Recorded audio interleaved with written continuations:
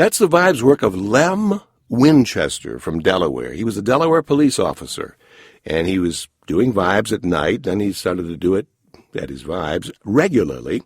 And this album, ironically, is called the Winchester Special, which harkens back to a gun. And as a matter of fact, that's how Lem died. He was in a club, as I understand it, and he was horsing around with some guys, and he was an officer, so he had a gun on him, which he was allowed to carry. And they started playing Russian roulette.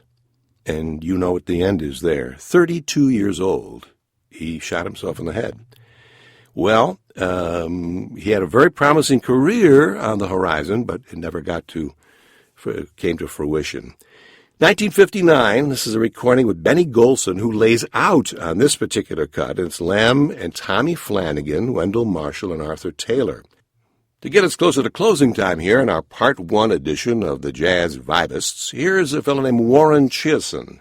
Warren Chasin, some people call him. It's spelled a little differently. And Warren was a Vibist with George Shearing, as were 55 other people, and we'll talk about that on the next show. And he's got a CD out called Good Vibes for Kurt Weill, where they do Kurt Weill tunes. 1978, reissued in 1991, and here he is with Speak Low.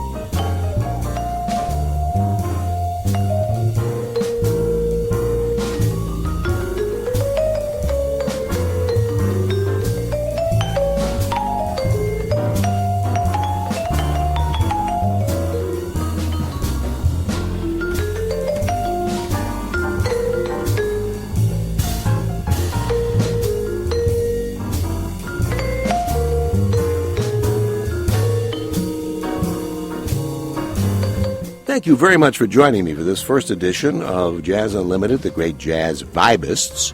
Next week, we'll continue on with a few other guys like Roy Ayers. We'll listen to Terry Gibbs, Victor Feldman, Stefan Harris, young guy, young Turk, and also Steve Nelson, also young and good. Chuck Redd, who's a dynamite guy, a drummer as well.